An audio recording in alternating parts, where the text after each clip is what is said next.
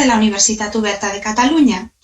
Hoy estamos en el 7º de nuestros diálogos, surgido de la colaboración entre el Observatorio de la Dirección de Asuntos Académicos de la Pontificia Universidad Católica de Perú, el Observatorio de Innovación Educativa del TEC de Monterrey y el Observatorio de Tendencias del Learning Center de la UOC.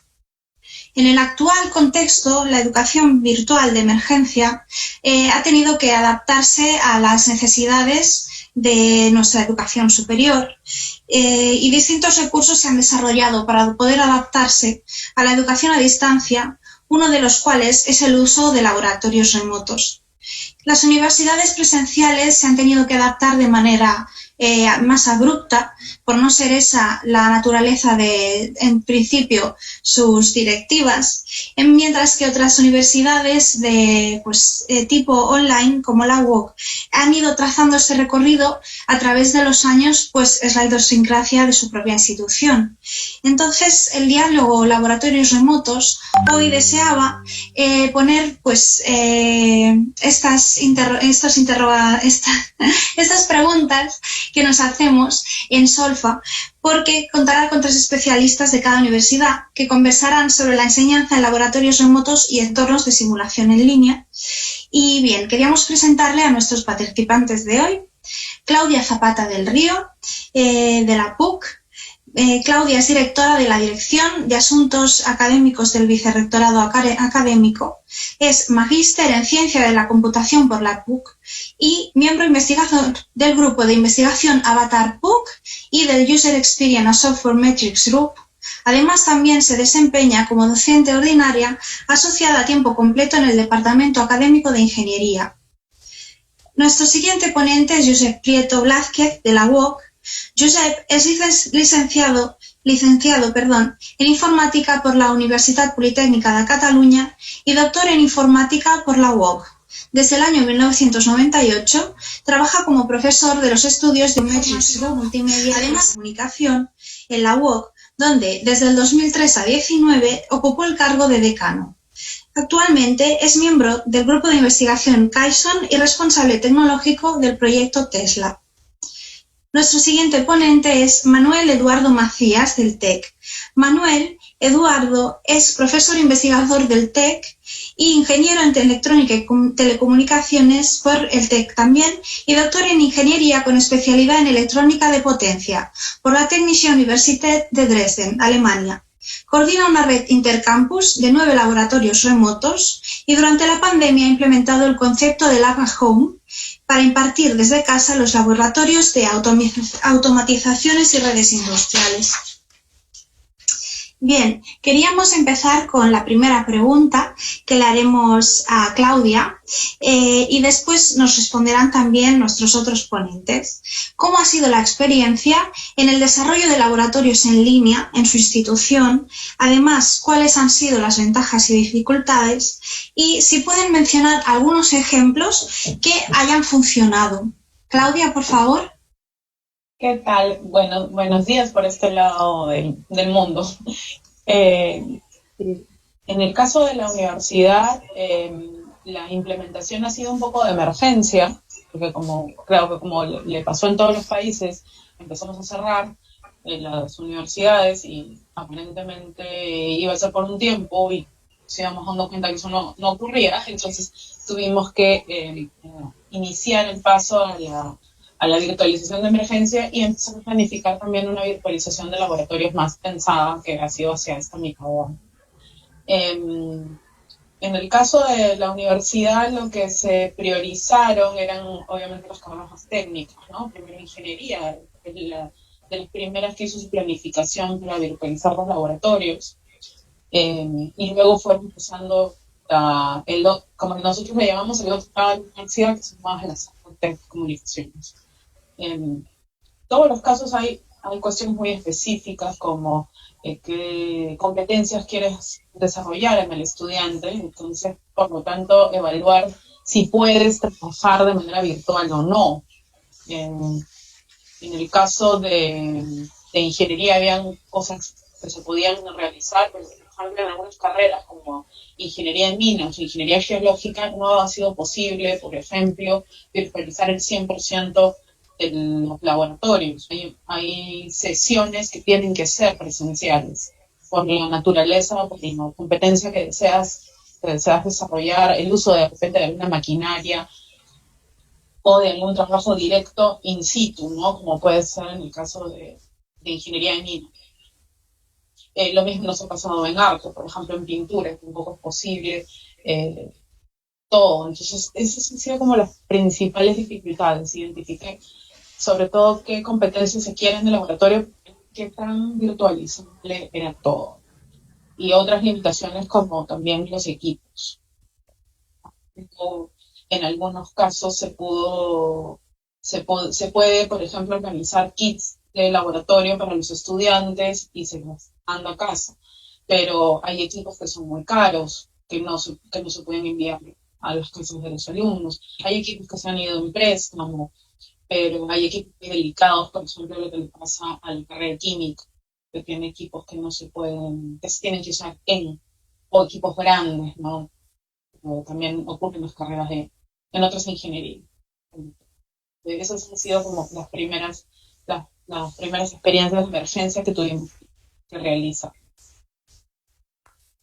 Claudia, a colación de sus declaraciones se me plantea una pregunta, que es que si esta infraestructura, por ejemplo, nos comentaba en el caso de algunas de las carreras, ¿no?, de las necesidades de según qué disciplinas, si con el tiempo se podrían realizar plenamente de modo virtual, con otro tipo de, ya le digo, de infraestructura, con más tiempo, presupuesto.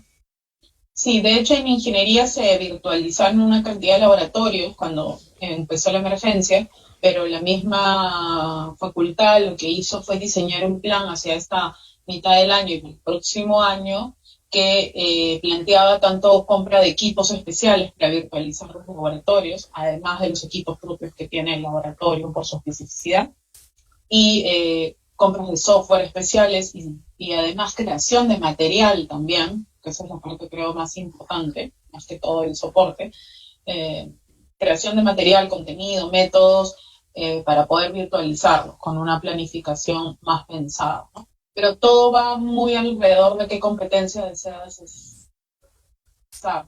Hemos tenido como algunas de esas trabas de esta competencia, no la vemos virtualizable en algunas carreras, ¿no? Que creo que en la siguiente ronda puedo explicarles un poco más específicamente.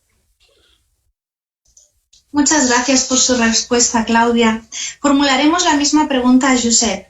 ¿Cómo ha sido la experiencia del desarrollo de los laboratorios en línea en la UOC, en este caso no de emergencia, sino alrededor de los 25 años de historia de la institución?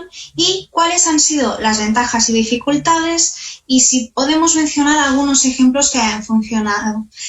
Por favor, Josep, gracias.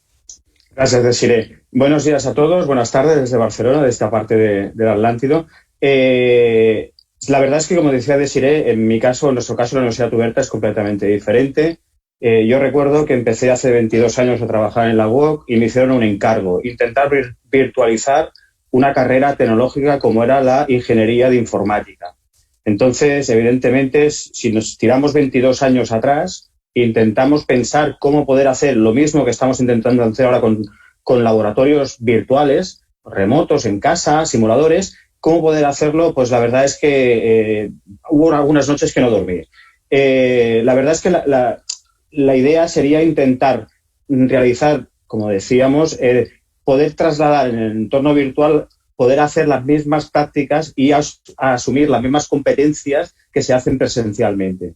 Entonces, la verdad es que en ese sentido no es que lo tengamos mejor, sino que tenemos mucho más recorrido hecho desde hace 22 años y la verdad es que durante ese tiempo creo que hemos podido demostrar que con el tiempo se pueden realizar se pueden adquirir las mismas competencias con un software y un hardware de manera remota, ¿de acuerdo? Sobre todo en un tipo de ingeniería como puede ser telecomunicaciones, informática, multimedia, artes, etcétera. Existen otras disciplinas como la medicina o otras que hemos detectado que realmente es bastante más complicado en este momento poder realizarlos. Antes, la pregunta estaba focalizada en qué ventajas e inconvenientes. Me gustaría destacar algunas. Algunas de las ventajas es que realmente, si realmente lo consigues dar ese salto, dispones de una manera de poder realizar educación online 100%. Y eso es una ventaja, porque realmente no es necesario, ni por el estado de pandemia, ni por otras situaciones, recurrir a la presencialidad ni a disponer de recursos físicos para hacerlo. Con ese caso, lo que podemos hacer como ventaja es que disponemos de esos laboratorios 24 horas al día, 7 días a la semana, y eso es una gran ventaja. Otra gran ventaja es que en la mayoría de los casos se pueden minimizar los costes. No se necesita un osciloscopio o un conjunto de osciloscopios o un conjunto de switches o un conjunto de dispositivos físicamente para que se dispongan, sino que realmente si se hace un buen uso o se hace una buena gestión de la reserva de estos equipos, se pueden minimizar bastante los costes. Otra cosa es realmente que podemos creer que si realmente se hace un buen uso de estos dispositivos también, podemos intentar que cada alumno que realice una práctica sobre estos dispositivos, cuando acaba esta práctica, podemos garantizar que el de ese dispositivo se queda en las mismas condiciones que cuando empezó a hacer esas prácticas. Y eso se basa a base de intentar reiniciar cada uno de estos dispositivos para que vuelvan a su estado inicial. Y evidentemente eso es una gran ventaja. Como inconveniente, me gustaría destacar dos. Uno es, y para mí es muy importante y tenemos que tenerlo claro, es que se necesita para hacer esto una gran preparación previa. Es decir, no se puede improvisar y tener un laboratorio remoto, un laboratorio en casa, unos simuladores de un mes para otro. Por eso ha sido muy difícil en temas de COVID intentar que cada universidad intente realizar cada uno su uno propio. Ya comentaremos al final qué sugerencias damos, pero ya podéis prever que voy por ahí. Yo creo que es muy importante compartir estos recursos entre diferentes universidades, porque no es barato ni de tiempo ni de dinero poder tener estos recursos de laboratorio virtual. Y la otra gran inconveniente es que no hay muchos referentes que hay en estos muchos años. Es decir, no podemos decir, bueno, pues mira, vamos a ver qué software de mercado existe o qué universidades lo han implementado. Realmente ahora sí que después de este estado seguramente habrá muchas más experiencias, pero hasta este momento era muy difícil contactar con otras universidades o empresas que tuvieran esta experiencia. Por último, si me gustaría explicar un ejemplo de la UOC en estos años, que es cuando quisimos hacer el curso de certificación oficial de networking, de redes, de Cisco. Cisco tenía preparado un programa online en el cual las prácticas eran presenciales. Se tenía que hacer presencialmente las prácticas sobre dispositivos de enrutamiento o de configuración de hub o de switch.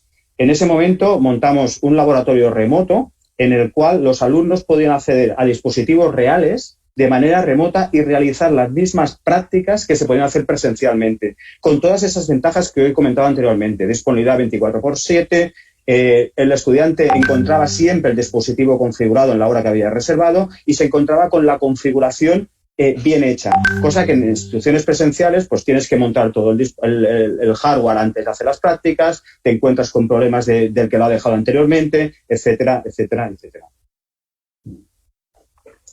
Muchas gracias, Josep. Entonces, bueno, vemos que es una cuestión no solamente de presupuesto, sino más bien de planificación, ¿no? De poder tener el tiempo suficiente para idear qué recursos pueden solucionar qué necesidades, ¿no? Como comentaba Claudia, también el tema de las competencias, donde se desea incidir más. Muy bien. Pasaremos el turno a nuestro compañero Manuel. Lo mismo, ¿cuáles han sido las ventajas y dificultades? ¿Cómo ha sido su experiencia? Y si nos puede mencionar algún ejemplo que les haya funcionado en el Tecnológico de Monterrey. Gracias. Manuel, le rogaríamos activar el micro, perdone. Gracias. Mejor ya no lo voy a quitar. Buenos días a todos. Mi experiencia creo que ha sido bastante variada. Puedo decir que llevamos más de 15 años trabajando en este desarrollo de laboratorios remotos. De alguna manera, creo que la nueva situación nos ha venido a apoyar enormemente. Puedo decir que hace 15 años no nos querían hacer caso. al respecto de si se podía o no se podía hacer. De hecho, un detalle importante aquí que me gustaría abordar, que ahorita ya comentó sobre todo Claudia, el aspecto de convertir estos laboratorios físicos que normalmente llevamos a cabo presencialmente a un laboratorio remoto. Yo creo que tenemos un potencial enorme. Las tecnologías hoy en día de informática, de comunicaciones, de electrónica, computación, nos dan herramientas enormes y tenemos muchísimo para explotar. Yo pensaría que, claro que hay ciertas áreas, disciplinas más difícil de poder implementar que otras, pero yo creo que las posibilidades son enormes. Al menos en mi experiencia, yo sostengo que tenemos muchas mayores oportunidades de generar espacios mucho más dinámicos, mucho más enriquecidos a través de estos entornos que a través del laboratorio mismo físico. Ahora bien, mencionaba de nuevo Claudia por ahí al respecto de las competencias. Yo creo que tendríamos que reformular un poquito las competencias o los objetivos que queremos lograr a través de los laboratorios. En el caso, por ejemplo, de ingeniería eléctrica, electrónica, yo me he topado en muchas ocasiones con, creo que hasta cierto punto, lo digo yo, una mala idea de darle un valor agregado al laboratorio físico, en el sentido, por ejemplo, del trabajo manual que hacen los alumnos, ¿no? El hecho de que el alumno vaya y conecte los cablecitos, vaya y conecte un aparato, vaya y lo prenda o vaya y simplemente lo conecte.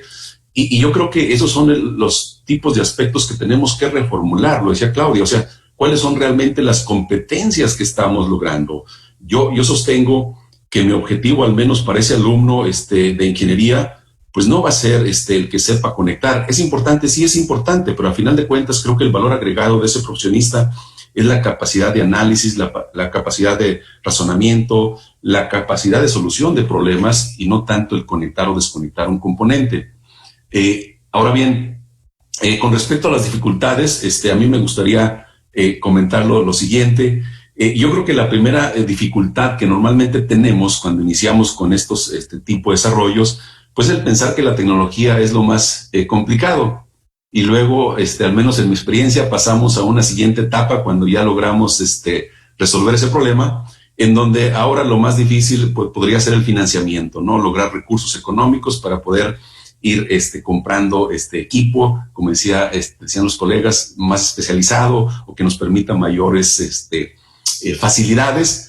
Pero al final del día, creo que Joseph ya por ahí lo comentaba, al menos para mí en específico, el principal reto ha sido el cambio, lograr el cambio en la academia, ¿no? Lograr esa adopción de profesores directivos de estas nuevas tecnologías. Creo que eso es lo que principalmente pues a mí me ha ocupado, ¿no?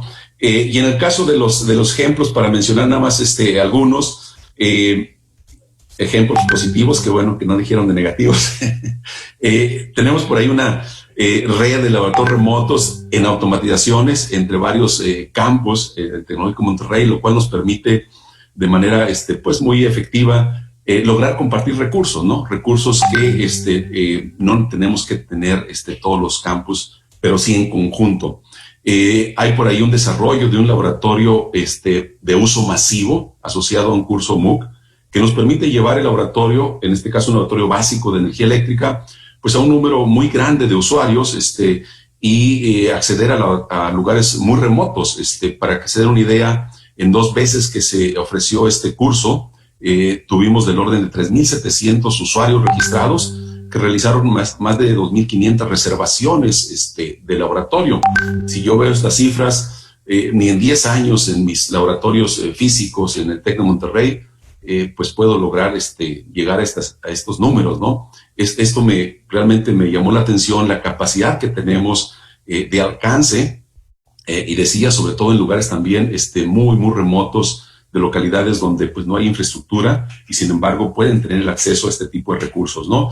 Y finalmente me gustaría también comentar como caso de éxito una transferencia de tecnología que hicimos recientemente de agosto a diciembre del año pasado, donde en el transcurso de 5 meses logramos hacer el desarrollo y el despliegue de 2 laboratorios remotos en la Universidad de Hangzhou Dianxi University en China, lo cual creo que ha sido uno de los mejores desarrollos que hemos hecho. ¿Por qué? Porque estuvimos dedicados 100% al desarrollo, ¿no?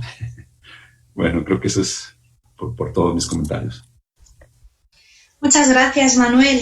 Estamos viendo que los beneficios del laboratorio virtual son, pues, cuantiosos, ¿no? Desde, como decía Josep, preparar con tiempo las instalaciones o ¿no? el laboratorio en sí. Ahora nos comentaba Manuel esa la gran afluencia de público que puede tener esa clase virtual, ¿no? Bien, queríamos pues entender qué necesidades específicas tienen los diferentes laboratorios que se han desarrollado en cada una de sus instituciones, y teníamos dudas, claro, pues la diferencia entre una carrera más técnica, como pueda ser una ingeniería, una carrera pues de humanidades, ¿no? ¿Qué necesidad tendría, por ejemplo, como comentaban, pues por ejemplo un grado de arte, ¿no? Entonces, bueno, si les parece, empezamos por Manuel. Y Manuel, ¿qué necesidades específicas tienen los diferentes laboratorios que se han desarrollado en su institución? Gracias. Bueno, en primera esencia diría yo, obviamente necesitamos un grupo de trabajo donde tengamos varios expertos, y obviamente la primera necesidad es tener la persona que tenga el expertise de la disciplina en la cual se quiere desarrollar el laboratorio remoto, ya sea química, ya sea mecánica, ya sea electrónica, ya sea industrial, ¿no? Después de ello, pues requerimos necesariamente la capacidad del área de informática, ¿no? Alguien que nos ayude a planear, desarrollar toda la parte de programación, el desarrollo de las interfaces, las comunicaciones, etcétera.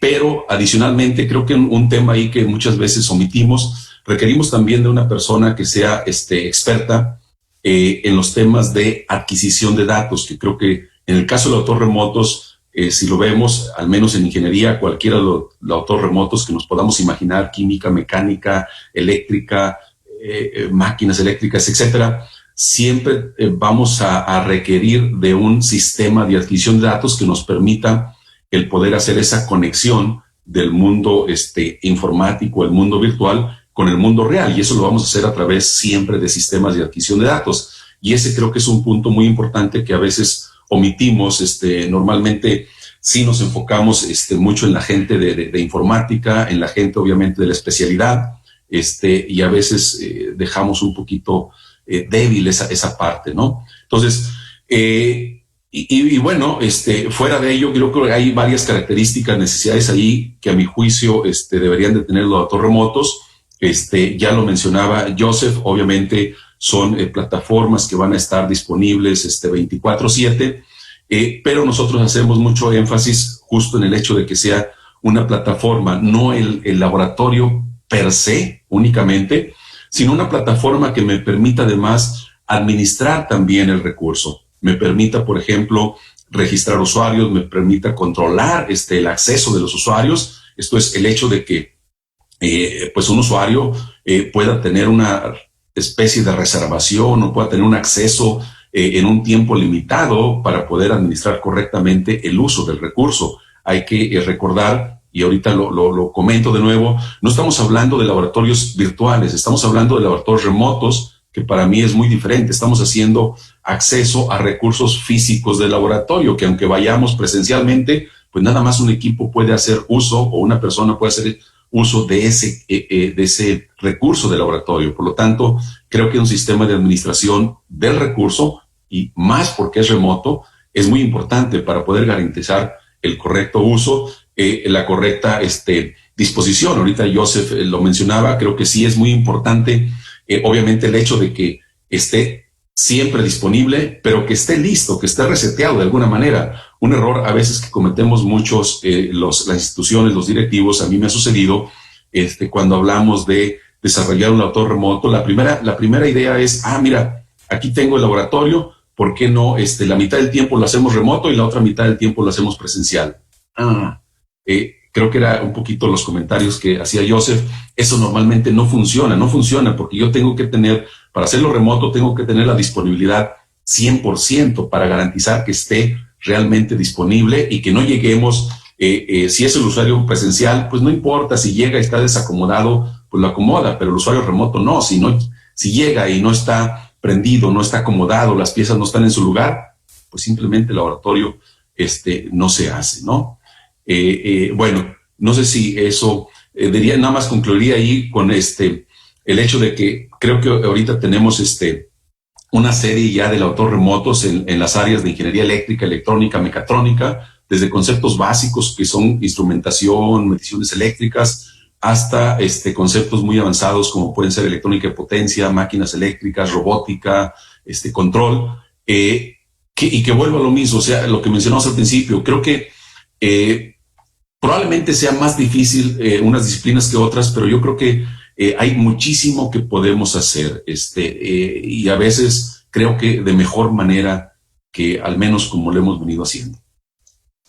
Muchas gracias, Manuel. Bien, queríamos preguntarle también a Claudia cómo la Pontificia Universidad Católica de Perú pues han realizado este acomodamiento, ¿no? ¿Qué necesidades específicas tienen sus laboratorios dependiendo de cada disciplina? Gracias, Claudia. Gracias, Desiree. Bueno, a mí me gustaría mencionar lo diferente. Quizá Joseph, Manuel y yo venimos de carreras de ingeniería y eso nos hace ver mucho más ese ejemplo. Y en el caso de ingeniería hay laboratorios, hay materiales que si bien son restringidos en marcas, existen, ¿no? Yo me gustaría hablar un poco de las áreas que quizás se ven menos claras respecto a estos laboratorios remotos como son más bien las artes, ¿no? Que es donde nosotros hemos tenido bastante necesidad de cambiar el uso de los equipos. Teníamos laboratorios dentro de la universidad donde el estudiante usaba esta infraestructura y eso ha sido difícil de transformar. Por ejemplo, tenemos una carrera de música. En la carrera de música lo que hemos optado no es hacer un laboratorio remoto, sino básicamente un laboratorio virtual. Entonces los alumnos han tenido que adquirir, por ejemplo, los instrumentos que usaban allí y nosotros le hemos proveído el software para poder utilizarlo.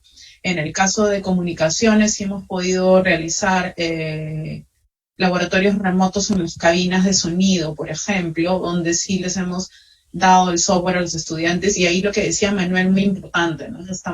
Necesitas un soporte técnico muy, muy, muy valioso una vez que ya tienes todo instalado, pero también necesitas un soporte organizativo, ¿no? Porque hay turnos para el acceso es limitado, entonces ya no tienes en estos espacios remotos, no tienes el límite de cuántos estudiantes vas a tener en tu aula, 5, porque solo 5 pueden ir al laboratorio. No, en este caso cambia un poco la lógica del acceso, pero igual hay que hacer un trabajo organizado.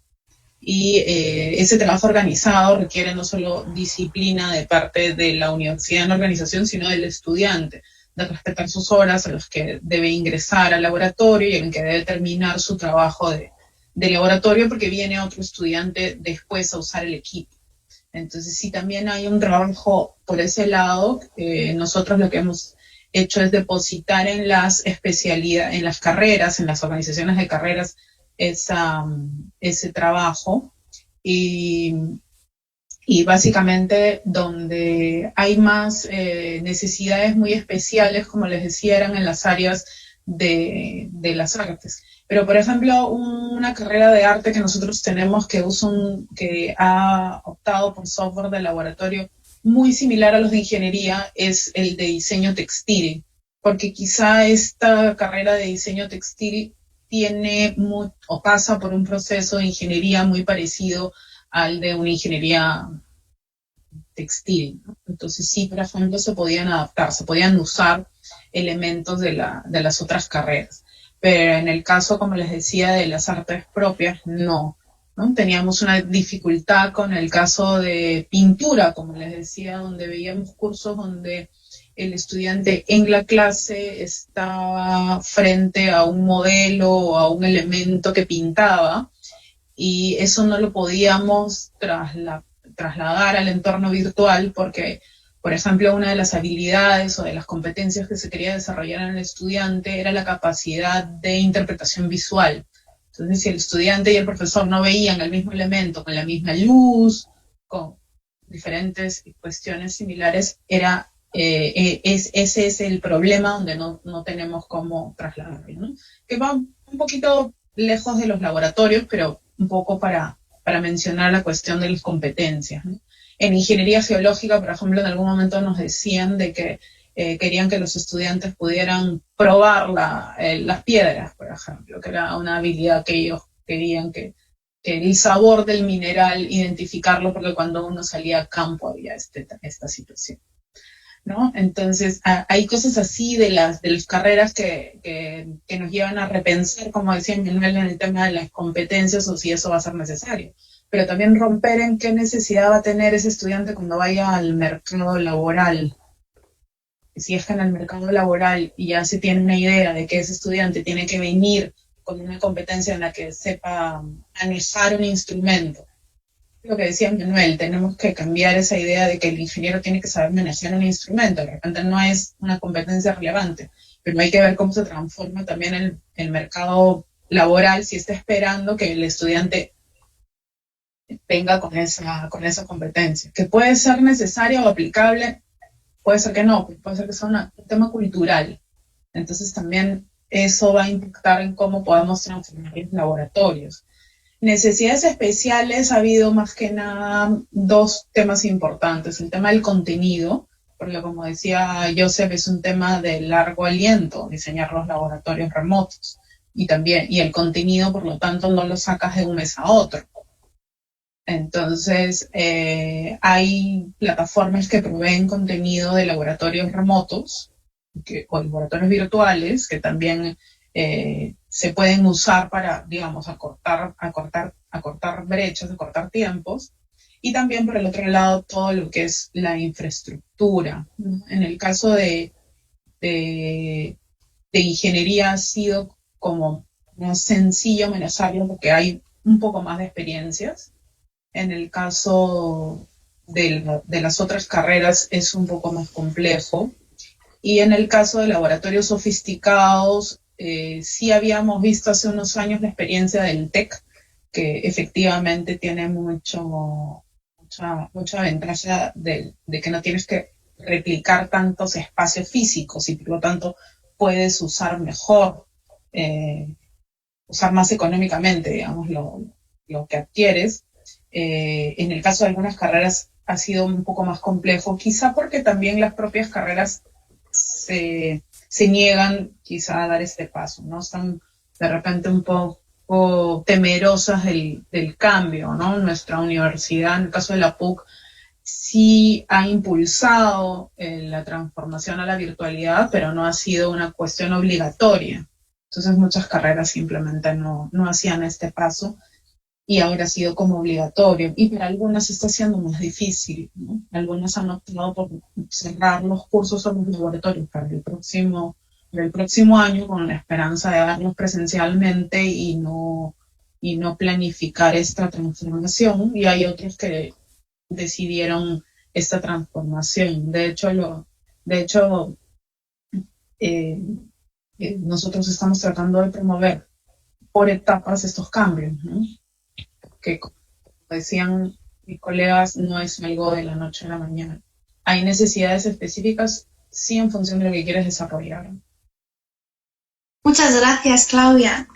Bien, le queríamos preguntar, pues, también qué necesidades específicas tienen los diferentes laboratorios en la UOC y si nos puede citar algún ejemplo.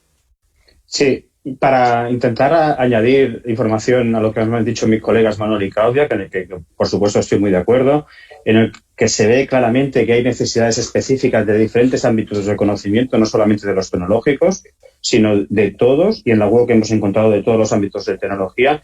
Lo que me gustaría añadir es que, y yo creo que es importante, a mí me atrevería a decir como una especie de definición de lo que es un laboratorio, porque aquí cada universidad, cada persona, pues intenta adaptar el laboratorio, la nomenclatura para sus intereses o para lo que va a utilizar, ¿no?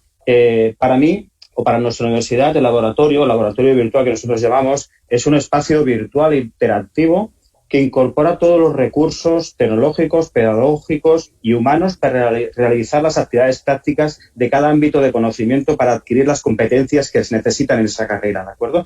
Entonces yo creo que ¿qué necesidades específicas hemos hecho? Y lo generalizo para que se pueda hacer para cualquier ámbito de conocimientos. Pues, por ejemplo, hemos necesitado simuladores. Simuladores son software que simulan la realidad, no son reales. Entonces, ese tipo de software puede ir muy bien en alguna situación, ¿no? Es decir, en diferentes ámbitos, en el cual el hardware es muy caro y con simulación se puede simular la realidad. Otros pueden ser laboratorios remotos, que son dispositivos reales que accedes de manera remota y que realmente pues puedes acceder 24/7, como he dicho anteriormente. Otros son los laboratorios en casa, lab home, ¿no? Que lo que hacen es, como realmente es muy difícil acceder remotamente o queremos que una persona pues suelde un cable o que haga un experimento de electrónica, pues se le facilita un material, un kit para que lo pueda realizar en casa, ¿no? O, por ejemplo, cualquier otra práctica de otro, por ejemplo, si fuese de arte, pues se facilita pues los lápices o el papel que necesita específicamente para hacer esos tipos de prácticas de laboratorio. Otros pueden ser correctores automáticos de programa.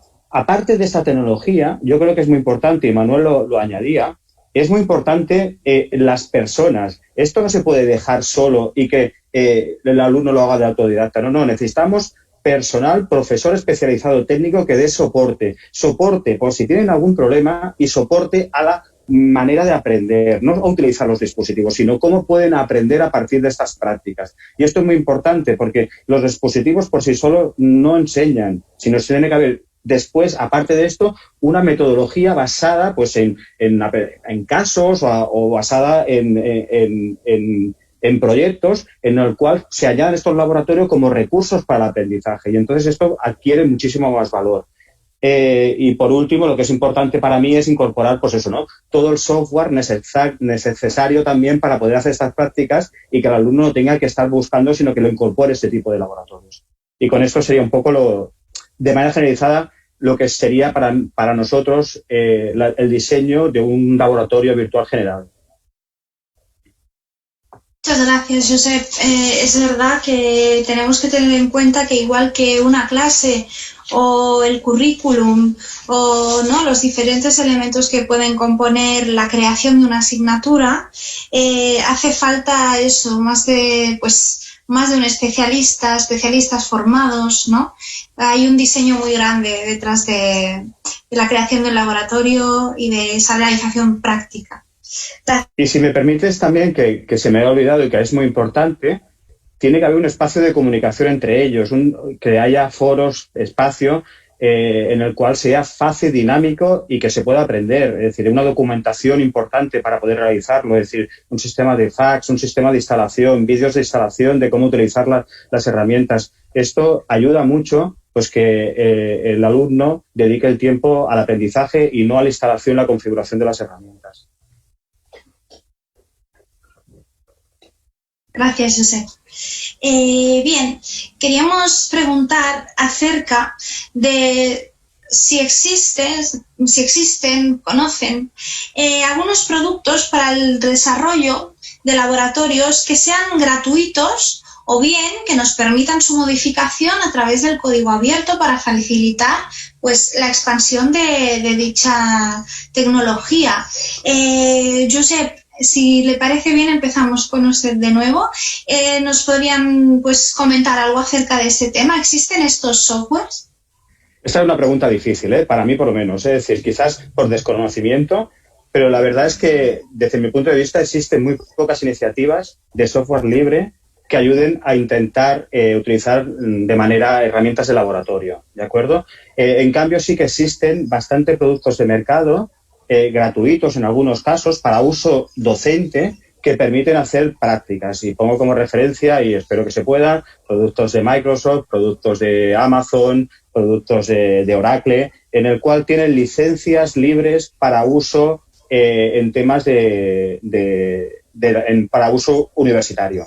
No es fácil, pero existen licencias de ese tipo y que nos permiten hacer, por ejemplo, pues uso de computadoras de manera remota o hacer tipos de prácticas especializados. Nosotros nos hemos encontrado pues con empresas potentes del sector que realmente tienen cierta función social para intentar que sus productos se puedan visualizar en la universidad y nos lo ofrecen de manera gratuita también y nos ayudan a hacer acceso remoto a estos dispositivos. Pero ya digo que esto es contactar con las empresas y que realmente tengan esta función social. En cambio hay otras en el mundo de las artes, que hay muchas herramientas de arte, en el cual son productos comerciales muy importantes, en el cual no conseguimos productos gratuitos relevantes, ¿no? O productos importantes de diseño sobre todo. Es decir, que los productos de open source que existen no son tan buenos como los de mercado y en algunos casos tenemos que utilizar productos de mercado.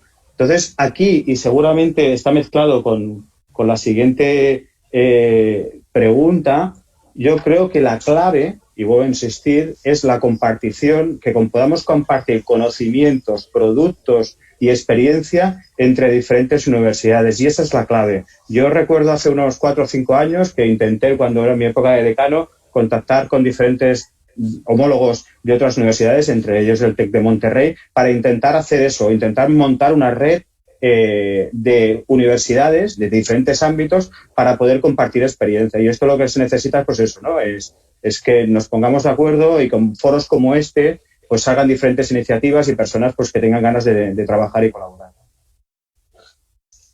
Muchas gracias, Josep. Es verdad que está cambiando la mentalidad de las instituciones, ¿no? Y ahora, en vez de estar parcelados y cada uno trabajar de manera individualizada y apartada, pues gracias a, por ejemplo, iniciativas como esos open source o la colaboración, ¿no? Los convenios, se puede aunar conocimiento y dar salida a nuevas aplicaciones o cosas que faciliten el aprendizaje, que al final es lo que cada institución desea.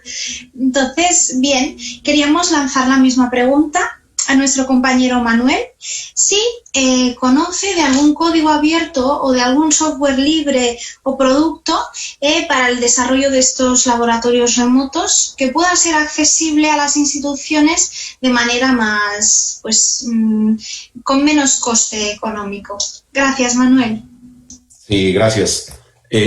Bueno, ya lo comentaba ahí Joseph. En primera instancia la pregunta me pareció algo así como si había manera de tener o usar de manera gratuita un laboratorio remoto, lo cual pues inmediatamente nos venía la idea, oye, es difícil, ¿no? Sin embargo, habría que al menos comentarlo un poquito más. Miren, ya lo comentaba también Joseph. En el caso de simuladores, hay muchísimas páginas, recursos en línea para el uso de simuladores de manera gratuita. De laboratorios remotos, creo que no. Sí hay muchos ejemplos de laboratorios remotos que podemos encontrar en la red.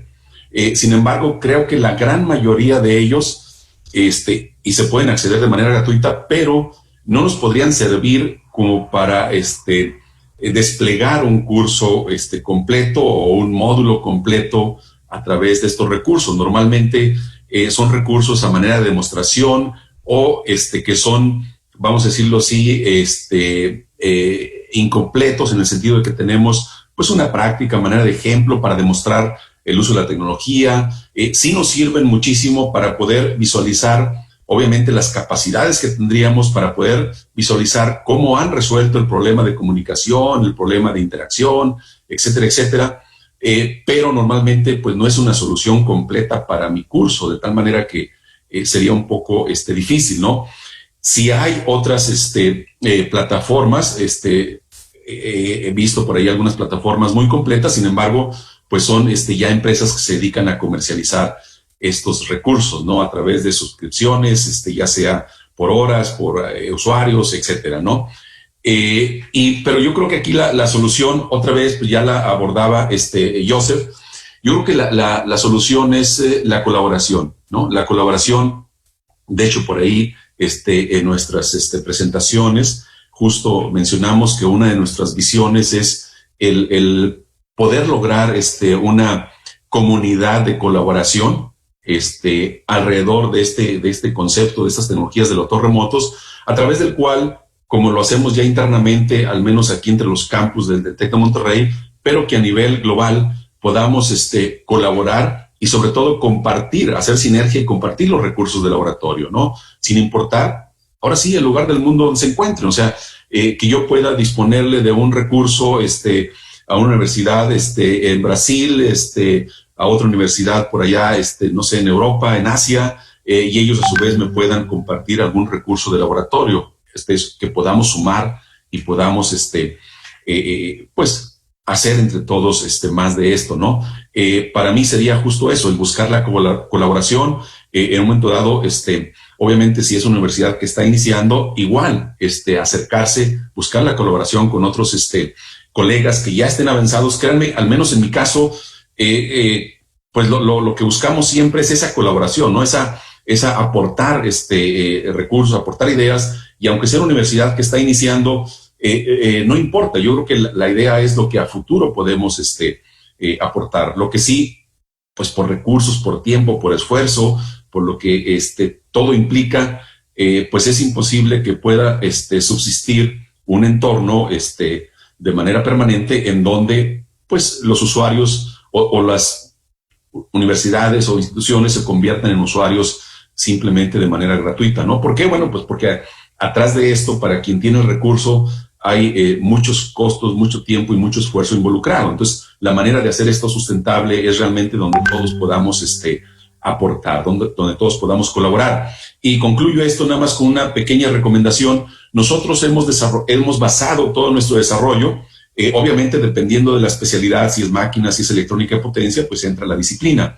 Pero para el desarrollo mismo de las interfaces, de la comunicación, nos hemos basado mucho en una herramienta comercial como es LabVIEW, probablemente la gran mayoría lo conozca. Comento ahorita que recientemente National Instrument lanzó una comunidad donde podemos acceder a este software de desarrollo, que creo que es muy bueno y muy recomendable para este tipo de desarrollos. Lanzó una versión abierta, una versión gratuita, con la cual pues perfectamente podemos empezar a trabajar, ¿no? Por ahí, más adelante, si gustan, les paso el dato de la liga o la página de web. Gracias. Muchas gracias, Manuel. Si nos lo envía, estaremos deseosos de compartirlo.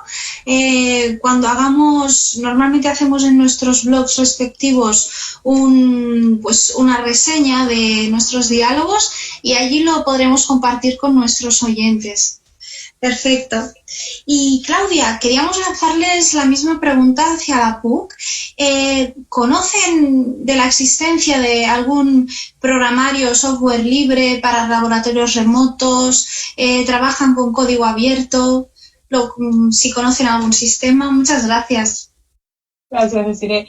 En nuestro caso, lo que hemos hecho es conformar en realidad un equipo de trabajo donde había una educadora, un profesor de arte, profesores de ingeniería, que estaba un poco dirigido por mi oficina, y donde lo que hicimos era analizar todas las propuestas que habían de estos pedidos. Y en todos los casos hemos analizado, porque efectivamente como realidad es que el dinero no es infinito. Entonces efectivamente hay una cantidad de presupuesto para adquirir software y hardware para virtualizar que es limitado.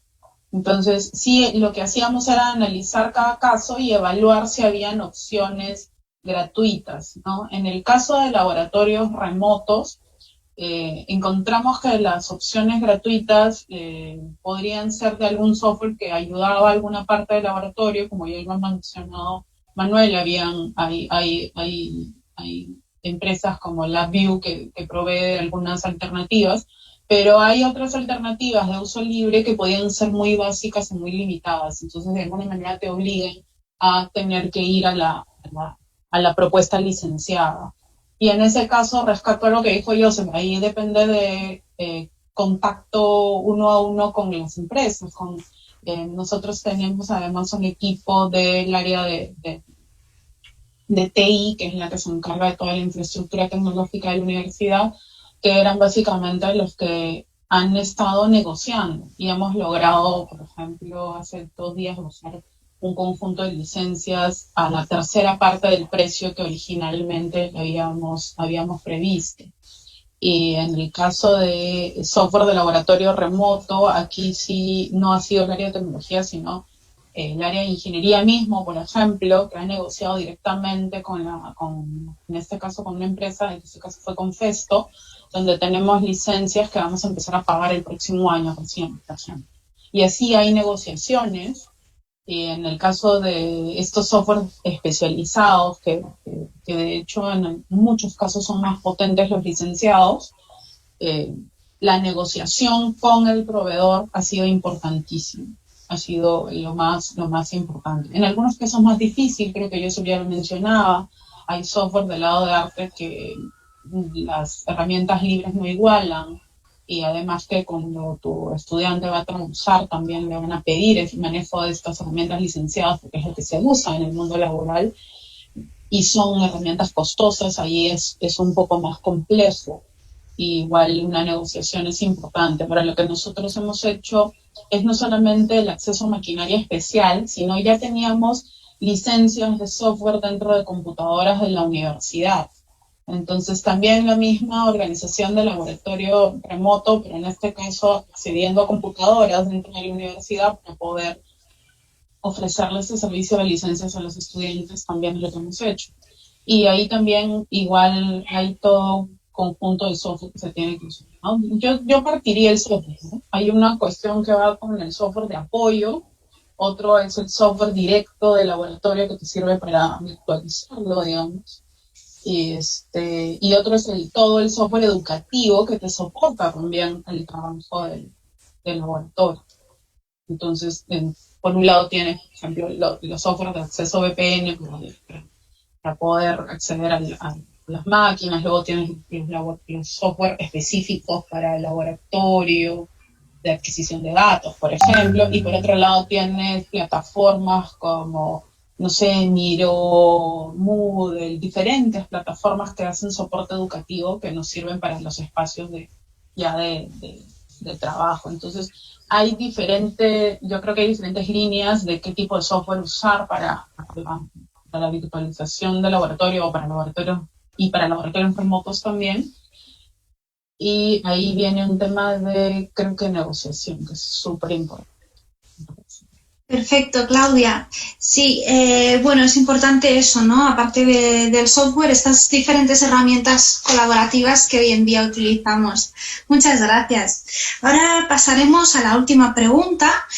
Nuestro compañero Josep responderá en primer lugar, después seguirán los otros compañeros, pero él deberá marchar por un compromiso laboral y continuaremos con el turno de preguntas con los compañeros del TEC y la PUC.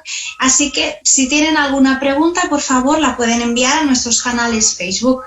Muy bien, pues pasaremos al turno de palabra a Josep. ¿Qué sugerencias pueden aportar a las universidades que están tratando de implementar la enseñanza a través de los laboratorios remotos, en línea? Gracias, Desiree. Y disculpar porque tengo un asunto que no he podido decir que no, y el tema para mí me pasaría horas hablando, le dije a Desiree cuando me lo planteó. Las sugerencias, intentaré ser esquemático, pero también claro. La primera sugerencia es no intentar ser llanero solitario. Va en línea de lo que hemos comentado. Lo que estamos diciendo es que yo lo que recomendaría es que se pongan en contacto con universidades que tengan experiencia previa en ese ámbito de conocimiento. ¿De acuerdo? Es decir, yo creo que en ese sentido, como decía Desiree, creo que intentamos colaborar, sabemos que es muy dificultoso y estaremos de verdad que encantados, y nosotros, la Universidad Oberta de Cataluña y yo personalmente, en poder ayudaros o comentaros, como lo hemos hecho durante mucho tiempo, en lo que sea necesario, ponernos en contacto con empresas o experiencias similares. Por lo tanto, en ese sentido, me pongo a vuestra disposición. Otra cosa que hemos remarcado y yo sugiero es la planificación. Es verdad que en este estado de emergencia nos ha cogido todos a contrapié y ha sido imposible hacerlo más o menos bien, ¿de acuerdo? Yo lo que os pido es, si realmente ese es el camino que queréis seguir en vuestras universidades, realizar una planificación. Una cosa que también creo que comentaba Manuel es que no es barato esto. Y intentar que sea sostenible económicamente en el tiempo necesita esa planificación y un presupuesto. Con lo cual, si estáis en decisiones como tomar decisiones, intentar escalar este tipo de requerimientos. No intentar hacerlo ya en el solitario, me lo hago yo como profesor, como tal. No. El jefe de departamento, el decano y el rector se hace falta que lo ponga como estratégico dentro de la universidad, porque si no, es pica y pala. Es decir, no funciona. Es decir, es muy caro y necesita muchos recursos. Y el último, que no despreciable, es que esto necesita profesor especializado. Es decir, no el profesor tradicional de las aulas está adaptado a estos nuevos cambios tecnológicos y metodológicos para poder dar este tipo de conocimientos a través de la red. No digo que esa persona no pueda hacerlo, sino que tiene que transformarse esa persona para poder hacerlo. Es decir, todo el mundo creo que seremos capaces, pero tiene que cambiar la mentalidad. Es decir, más de enseñar es decir que los alumnos aprendan, de que podemos intentar que ayudar a los alumnos a que realmente puedan adquirir esta competencia y ayudarlos, y que ellos mismos puedan tener la capacidad de hacerlos, y si tienen ayuda, intentar responderlo lo antes posible. Muchas gracias, Josep. Pues seguiremos con la misma pregunta. Si nos la puede responder Manuel, por favor. Sí, gracias. Aquí creo que, en esta pregunta creo que es la que donde más me podría ahondar un poco, y sobre todo por todas las problemáticas que he tenido, ¿no? Pero creo que voy a abordar casi de la misma manera, nada más detallar a lo mejor un poquito más cuáles son las sugerencias. Y primero es, ya lo mencionábamos, el laboratorio en sí, creo que por ahí lo comentó alguno de los colegas, el laboratorio en sí puede resultar de menor costo, y es cierto, porque hacemos mejor uso de los recursos, pero otra vez lo acaba de mencionar Joseph, el desarrollo inicial es caro, es costoso, y esa inversión la tenemos que hacer. Probablemente ya una vez que está hecho, la réplica de ese resultado me resulta más económico que un laboratorio tradicional, pero el inicio siempre es difícil. Y ese inicio, pues implica por parte de la institución el estar consciente de que tengo que asignar recursos. Y aquí para mí es muy importante, los recursos no son exclusivamente económicos, son recursos, sí, efectivamente de presupuesto, pero también recurso humano, y esto es muy, muy importante. Ambos, obviamente, son necesarios. Muchas veces creo que cometemos el error de pensar que con el asignar un recurso económico es suficiente. Y pensamos o suponemos que el profesor en su tiempo libre, no sé qué significa tiempo libre, va a hacer ese desarrollo, ¿no? Y lo digo porque realmente lo he visto con muchos colegas, afortunadamente creo que no conmigo, pero sí con otros colegas, y es curioso, ¿no? Es curioso que resulta mucho más fácil conseguir el apoyo para el recurso que conseguir el apoyo para el tiempo del profesor, para la carga, para que le pueda dedicar el tiempo suficiente. Si esto no se combina, el presupuesto por sí solo no es suficiente. No, el resultado que vamos a tener, se hace un desarrollo, incluso se presenta, eso resulta relativamente fácil hoy en día, ¿no? Pero de ahí a que ese esfuerzo vaya a transformarse en un recurso donde venga a impactar, se pueda implementar en los cursos de manera regular y esté disponible en el día a día, créanme lo que hay, pues todavía una distancia enorme. Y eso me lleva a la segunda recomendación. La segunda recomendación es que tenemos que formar un equipo de trabajo para el desarrollo. Creo que ambos colegas ya lo habían comentado. Aquí nada más a mí me gustaría recalcar lo siguiente. Yo creo que necesitamos un equipo de trabajo de mínimo 3 expertos. El experto en el área, si hablamos de química, si hablamos de eléctrica, si hablamos de electrónica, lo que sea, ¿no? El experto en la disciplina. El experto en informática, aquel que nos va o que se va a encargar de hacer el desarrollo de todos los sistemas de comunicación, las bases de datos, la programación, las interfaces, etcétera, etcétera.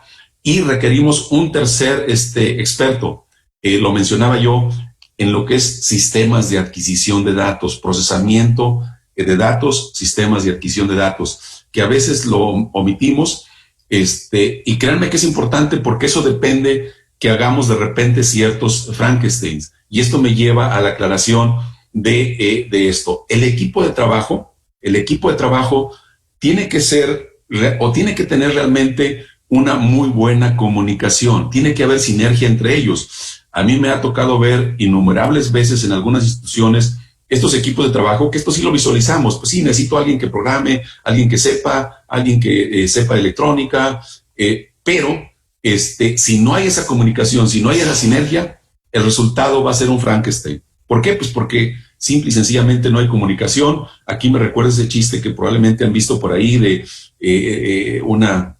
especie de lámina donde dice, mira, esto es lo que quería el cliente, esto es lo que interpretó la persona de ventas y esto es lo que hizo la gente de producción, ¿no? Y vemos pues algo totalmente diferente. Eso es lo que sucede con estos equipos de trabajo cuando no hay comunicación, y eso, créanme que no es tan fácil, ¿eh? Eso es difícil, al menos yo lo he visto. La otra solución que vale la pena es que ese experto tiene que saber, a lo mejor no tiene que dominarlo, pero tiene que saber de las otras áreas. O sea, el profesor experto en la disciplina tiene que saber de informática, tiene que saber de sistemas de adquisición de datos.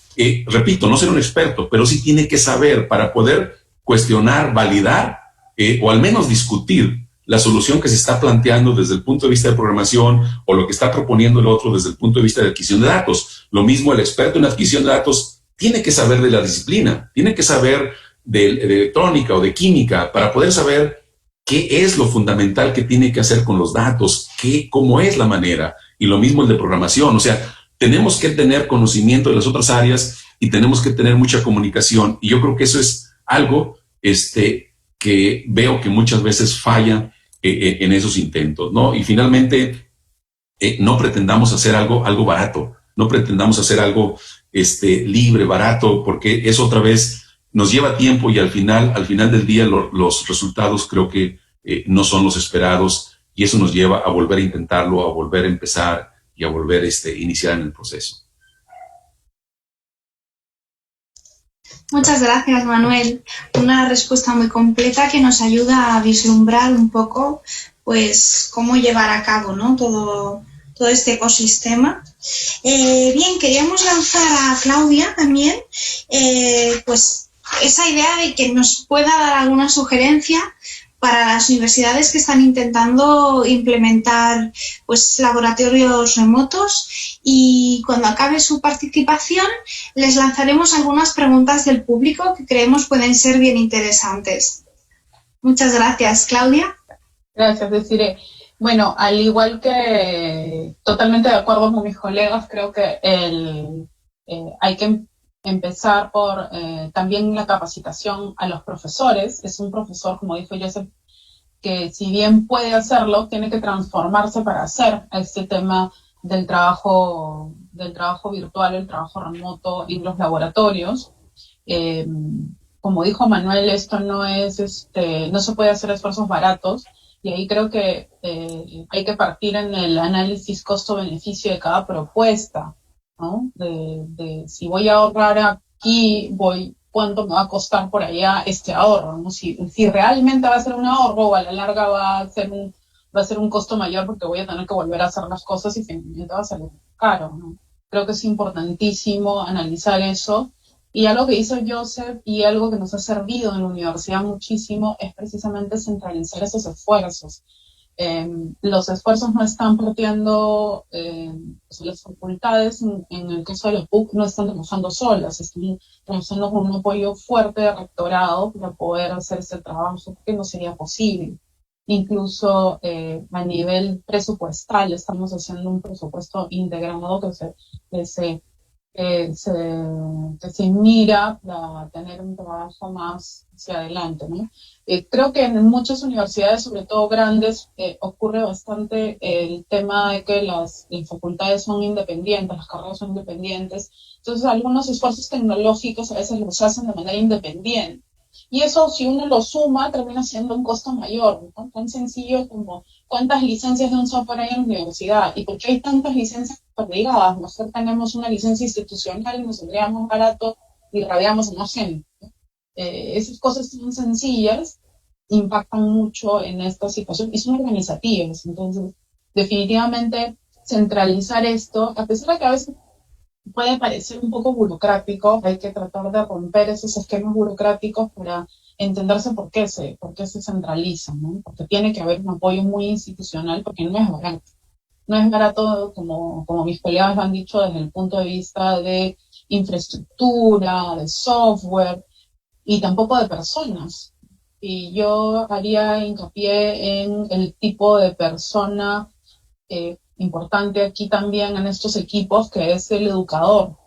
Necesitamos definitivamente un educador que nos ayude a diseñar mucho mejor estas propuestas, ¿no? Los profesores universitarios somos expertos en nuestras áreas, pero algunos, de hecho, con el tiempo nos hemos ido capacitando en el tema pedagógico, pero no vamos a equiparar un experto pedagógico. Hay pedagogos que son muy, muy buenos en estas líneas y complementan estos equipos de modificación de laboratorios a lo remoto y a lo virtual, que son muy importantes, y en este escenario mucho más, ¿no? Entonces, definitivamente un educador experto nos ayudaría a tener un contenido muy importante para la virtualización de laboratorios o para la conversión de laboratorios a laboratorios remotos. También nos ha servido mucho a nosotros, algo que decía yo, y es compartir experiencias entre los colegas. De hecho, tuvimos un encuentro de experiencias docentes el mes pasado y pudimos compartir todas las experiencias pedagógicas, pero también el uso de todas estas plataformas, el uso de laboratorios virtuales, y teníamos en cada equipo personas de áreas diferentes que iban compartiendo estas ideas y por lo tanto va de la experiencia va ayudando, ¿no? Y de hecho, entre universidades es muy importante, universidades que tienen más recorrido que otras en este trabajo, ¿no? Para empezar, creo que esa sinergia, ese trabajo en equipo entre universidades y dentro de la propia universidad, porque las carreras casi siempre son muy autónomas, es importantísimo, ¿no? Nos va a ayudar a empezar mejor, a aprender mejor a empezar. Y de hecho, el hincapié sí es el costo, ¿no? El costo es importante aquí, ¿no? Sí, Desiree, si me permites hacer un comentario. Sí, por supuesto. Y gracias, Claudia. Creo que es cierto, yo hablaba de 3 expertos, ¿no? Pero tienes mucha razón. O sea, se requiere definitivamente un experto en la parte pedagógica. Creo que es importantísimo y es una de las necesidades inherentes de este tipo de laboratorios. ¿Por qué? Pues porque el usuario, el alumno, está remoto, no tiene al lado a su instructor, no tiene al lado a su profesor. Entonces sí, se vuelve muy importante esa parte que a veces la damos por sentado, es cierto, ¿no? Y bueno, a mí me gustaría nada más concluir el hecho de que si bien estos laboratorios remotos, nada más para esta idea que no se quede en el aire, yo creo que son necesidades de esta tecnología que no son de ahora, no son de ahora. O sea, yo les mencionaba, tenemos ya más de 15 años trabajando en esto, y hace 5 años hablábamos de la necesidad de laboratorios remotos. Ustedes estarán de acuerdo que todos estos movimientos de las sociedades del conocimiento, la misma revolución industrial 4.0, plantean la necesidad de este tipo de tecnologías. Esto es, y planteaban ya la necesidad de movilidad, de flexibilidad. De hecho, la misma tendencia hacia universidades en línea, cursos en línea, actividades a distancia, ya venía detonándose desde hace años. La pandemia, sin lugar a dudas, nos ha venido a marcar claramente la necesidad, el impacto que pueden tener este tipo de tecnologías. Y yo aquí mi recomendación a los colegas es, ahora es cuando realmente lo podemos hacer. ¿Por qué? Porque ahorita tenemos la completa, vamos a decir, interés de los directivos, de las instituciones.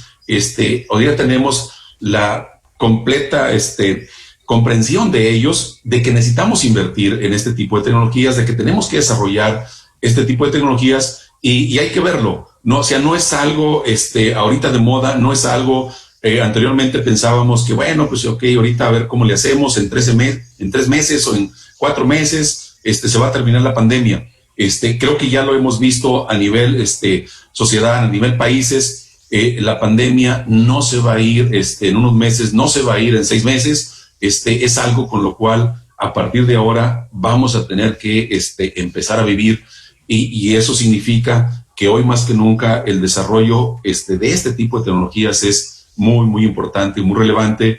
Y aquí es cuando, otra vez, colegas, ahorita es cuando realmente tenemos la atención y tenemos la disponibilidad, creo que, de nuestras instituciones y de nuestros directivos.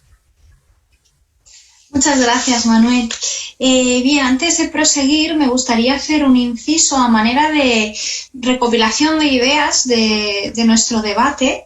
Creo que, como resumen, podríamos decir que para montar un buen laboratorio remoto, cada institución habría de contar con tiempo, con el compromiso de la directiva, ¿no?, de los rectores, de la gerencia, formar equipos interdisciplinarios con asistencia pedagógica y la colaboración entre instituciones y dentro de la propia institución también el compartir ideas, necesidades, ¿verdad? Quería compartirles una idea de nuestro compañero Josep. Literalmente cito, no duden en ponerse en contacto con nosotros, con la UOC, si podemos colaborar o ser útiles en sus universidades. Creo que es una idea que ha trasladado él, pero luego nos ha comentado si la podíamos recordar. Y bien, ahora tenemos una serie de consultas que nos han enviado nuestro público, cosa que agradecemos mucho porque siempre enriquece nuestro debate y hace que podamos responder a las necesidades reales de los espectadores que al fin y al cabo forman parte de o del claustro de profesorado o del cuerpo estudiantil. La primera de ellas la lanzaremos a Claudia. Igualmente, si Manuel quiere comentar algo, también siéntase libre. ¿Cómo se realizan las evaluaciones en los laboratorios remotos? Es decir, si se realizan con informes, con algún tipo de rúbricas, por competencias. Esto nos lo pregunta Nelson Mío a través de Facebook. Claudia, por favor. Sí, bueno, una de las mayores preocupaciones, creo, desde que estamos en este espacio es la evaluación y es cómo evaluar. Y sobre todo las evaluaciones remotas vienen un poco del lado de las carreras más técnicas, del lado de las ingenierías. Y creo que son las carreras más duras a veces en la forma de evaluar, ¿no? Que el examen, que el informe. Creo que es un poquito la mentalidad de los ingenieros que tenemos con respecto a la evaluación objetiva y la evaluación que dice cuánto, y tiene que ser un número además, ¿no? Somos muy, muy, muy numéricos, ¿no? Creo que por ahí viene un poco esa preocupación de cómo evaluar los laboratorios. De hecho, los laboratorios deberían de ir a evaluar la experiencia y el logro de la competencia del estudiante en cualquier curso, ¿no? Y dado que los laboratorios están, como dijo Joseph cuando hizo su conceptualización, que tienen como objetivo desarrollar alguna competencia práctica. Entonces, ¿cómo podemos validar esa competencia práctica? ¿No? Entonces, no solamente es un informe por escribir el informe, sino cómo ese informe va a validar que ese alumno logre esa competencia práctica. Entonces, las formas de evaluación podrían tener hasta una evaluación objetiva, sí, pero si esa evaluación objetiva, por ejemplo, va a validar esa competencia práctica que tiene el estudiante. Entonces, no es solamente preguntar por qué número obtuvo al final el estudiante, sino cómo lo obtuvo, porque es lo que nosotros queremos evaluar en el caso de cualquier curso práctico. Y para eso hay muchas herramientas, ¿no? Podríamos tener desde, como les decía, evaluaciones objetivas, si es que yo quiero algunos puntos tenerlos muy medidos y complementarlo con de repente algún informe, o de repente, no sé, el día de ayer yo estaba en una clase y estaban trabajando en grupo y a mí me interesaba ver el proceso que habían seguido, no solo el producto final, y lo estábamos haciendo a través de un Canvas en Miro, y yo veía cómo iba el equipo desarrollando el trabajo. Entonces esto era muy síncrono. Pero no sé, de repente pueden producir videos de lo que han hecho. Hay diferentes herramientas, pero hay que tener claro qué queremos hacer. ¿Sí? Eso es importantísimo. ¿Qué queremos que logre el estudiante? Que el estudiante logre la experiencia de laboratorio, logre el número final de cuánto le salía, o en realidad la experiencia o qué fue logrando en el camino. Entonces, con eso se van a ir alineando otras formas de evaluación que vamos a poder ir trabajando, ¿no? Incluso puede evaluarse entre equipos, ¿no? Un poco señalando la experiencia de clase que yo tenía ayer, ya esta semana empezamos a que los productos que se produjeron, por ejemplo, el día de ayer en ese trabajo en equipo, van a ser comentados por los pares, por ejemplo. Entonces, sirve mucho en laboratorios el aprendizaje basado en proyectos. Es muy útil, ¿no? Creo que es una buena forma de evaluar. A veces pueden ser proyectos o experiencias muy chiquitas, el estudio de caso, ¿no? También ayuda mucho para la evaluación. Pero muy importante es qué quiero yo antes de pensar en la herramienta de evaluación en sí, ¿no? Muchas gracias, Claudia. No sé si Manuel quiere complementar con alguna idea. Bueno, sí, yo creo que la evaluación, ya lo comentaba Claudia, es siempre el principal reto y preocupación que tenemos, sobre todo los profesores.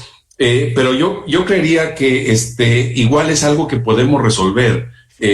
Y de hecho, pues yo pienso que hasta de una mejor manera normalmente que lo hacemos en un laboratorio tradicional presencial. Esto es, en un laboratorio tradicional, pues realmente la persona que está a cargo, el instructor o el profesor que está ahí, realmente no está segundo a segundo siguiendo las actividades, siguiendo los pasos que hace el estudiante.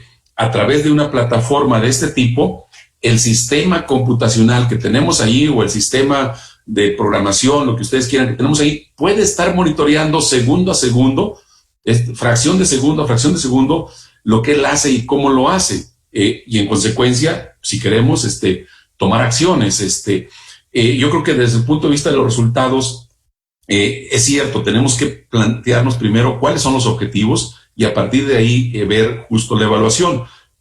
Ahora, la evaluación va a ser muy diferente, me refiero a la manera de evaluar, va a ser muy diferente de un curso a otro, ¿no? Simplemente en la misma área de ingeniería eléctrica, electrónica, mecatrónica, si es un curso de electrónica o es un curso de automatizaciones o es un curso de control, la evaluación es de manera muy diferente. Entonces, cambia de curso a curso, pero yo creo que realmente la evaluación la podemos hacer en la mayoría de los casos, de una manera mucho más efectiva. ¿Por qué? Porque nos vamos a ayudar de los procesos mismos, si ustedes quieren, de inteligencia artificial, procesamiento de datos, bases de datos, que nos van a ayudar a hacer un seguimiento más puntual y una evaluación más detallada.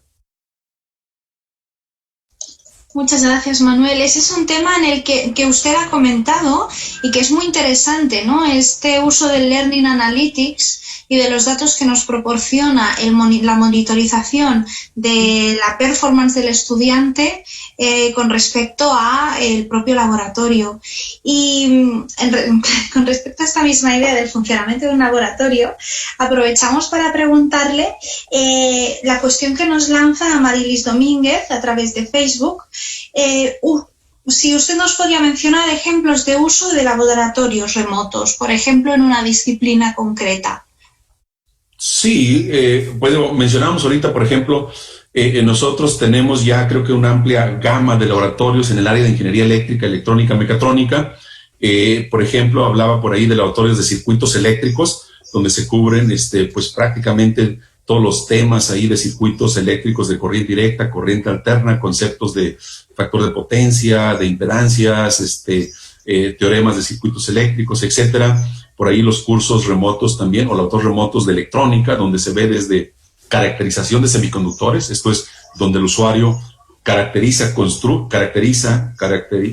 construye la característica del dispositivo, esto es, él lo hace directamente.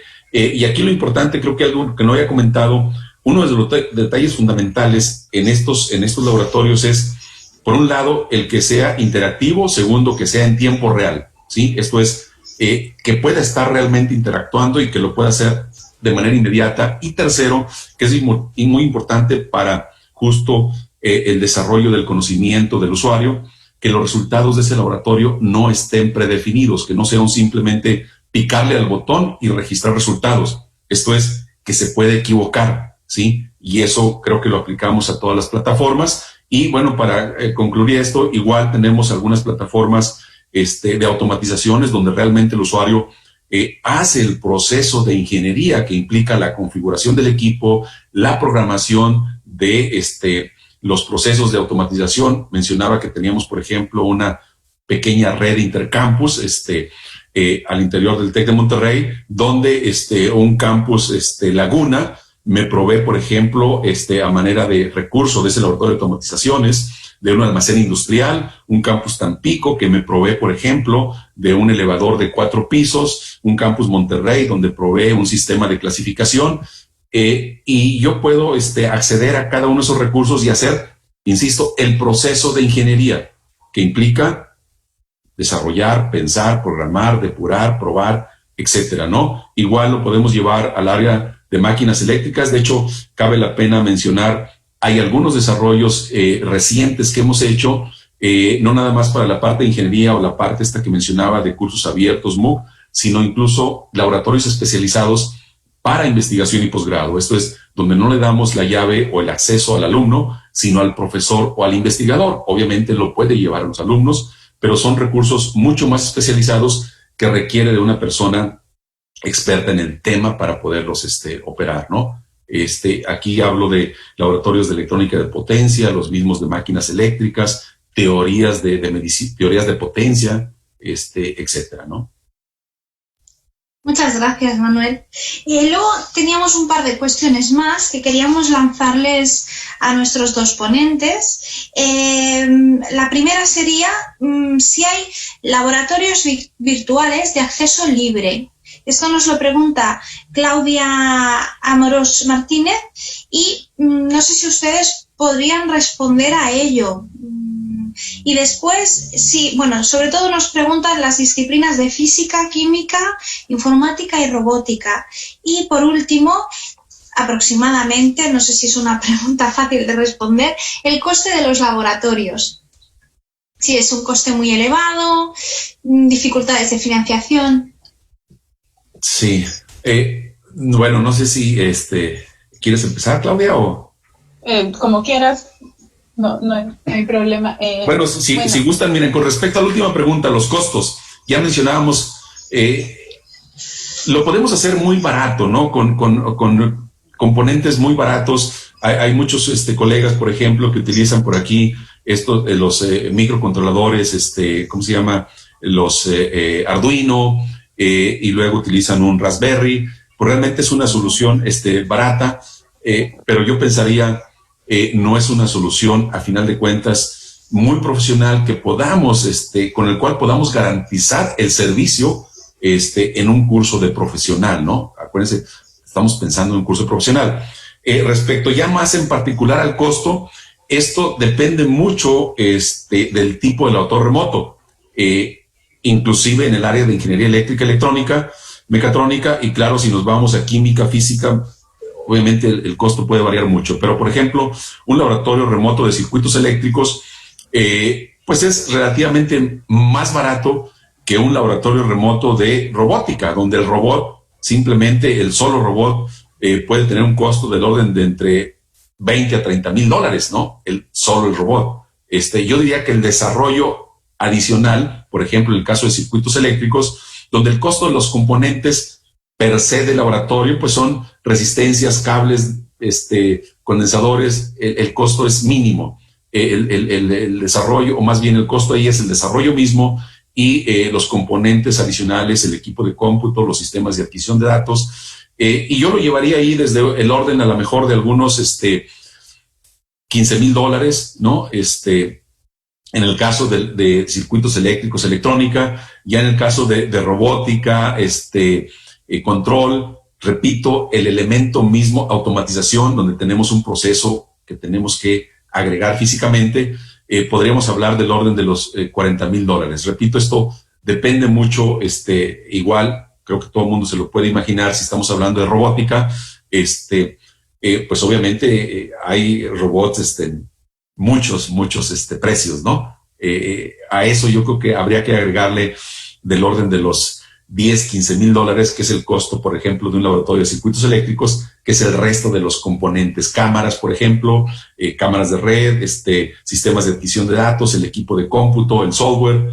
Creo que más o menos sería la idea. No sé, Claudia, ¿tú qué opinas? Claudia, por favor. Sí, el caso de los costos es muy variante, ¿no? Como decía Manuel, depende del tipo de laboratorio que quieras implementar. De hecho, como decía, hay diferencias entre la propia herramienta que usas dentro del laboratorio, además de todo digamos, el soporte. No sé, tenemos ejemplos, nosotros solo en licencias para 5 años de estos software especiales, de una marca nada más, de uno del conjunto de paquetes que hemos decidido adquirir, está por el orden de los $20,000 más o menos. Entonces hay costos distintos, pero por ejemplo en el caso de música tenemos costos que van por encima de los $50,000, $60,000, ¿no? Porque son herramientas sofisticadas distintas. Entonces sí va a depender mucho de lo que queramos hacer, y los precios que estoy diciendo más o menos son la parte del soporte para hacerlo remoto, ¿no?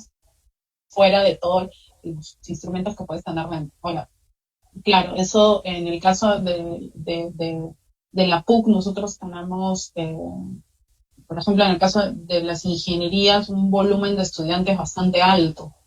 En el caso de las artes también, o pensamos para varios años, entonces depende del volumen de estudiantes. Y como decía Manuel, efectivamente hay opciones baratas, o sea, hay opciones que van de lo muy barato y hay opciones muy caras. Hay que ver en qué nivel de servicio vamos a querer dar, porque es un servicio profesional, ¿no? De hecho, cuando hemos evaluado por ejemplo, el software para laboratorios remotos, en algún momento yo conversando con la persona que se encargó de este proyecto, le decía, ¿y por qué no usas este otro software?